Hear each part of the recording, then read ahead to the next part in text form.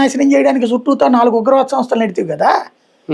Israel పక్కన లెబనాన్లోనేమో Hezbollah వాడు, యెమెన్లో హౌతీలు, పాలస్తీనాలో Hamas. వాళ్ళు అసలు ఎవరు? ఆ దేశంలో వాళ్ళ కాదు. ఆ దేశంలో నువ్వు ఉగ్రవాదులు పంపించి ఆ పిల్లల్ని కూడా నాశనం చేసి పుట్టుక నుంచి తీవ్రవాదులను తయారు చేసావు, చదువుకునే వాళ్ళని నాశనం చేసావు, అద్భుతమైన వ్యవస్థలు నాశనం చేసావు. 49 సంవత్సరాల నుంచి ఇజ్రాయెల్ అంతానికి పంపించింది అది ఇరాన్. అనుభవించి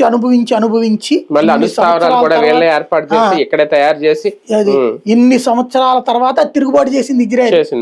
కొమైనీనే లేపేసింది. ఆ కొమైనీ తర్వాత చిన్న కొమైనీ ఏమయ్యాడో తెలియదు.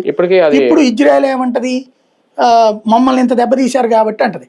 అమెరికాకి ఇక్కడ ఉన్న ఏకైక సమస్య ఏంటంటే, అమెరికా అధ్యక్షుడు ట్రంప్ కి దేశభక్తి ఎంతైతే ఉందో సంపాదన మీద భక్తి అంత ఉంది. ఇంకోటి, కాన్స్టెంట్ గా ఆలోచించే కన్స్ట్రక్టివ్ మెంటాలిటీ కాదు. వ్యాపారస్తుడు, ఇవాళ నేను 10 రూపాయలు వేసాను, రేపు నా 15 రూపాయలు రావాలనే క్యారెక్టర్. కాబట్టి దాడి చేయగానే యుద్ధం అయిపోయింది, ఆడు దిగిపోతాడు అనుకున్నాడు, దిగలా. కాబట్టి ఇప్పుడు ఏంటి, వెనక్కి తగ్గడం అనేది. కాసేపు ధ్వంసం చేస్తానంటాడు. ఒకటి పెత్తందారీ ద్వారా అతనే చెప్తున్నాడు, నన్ను మంచి నియంతగా చూడండి అని. అంటే నియంత్రణని అతనే ఒప్పుకుంటున్నాడు. మంచి నియంతగా చూడండి, చెడ్డ నియంతగా చూడొద్దు అంటున్నాడు.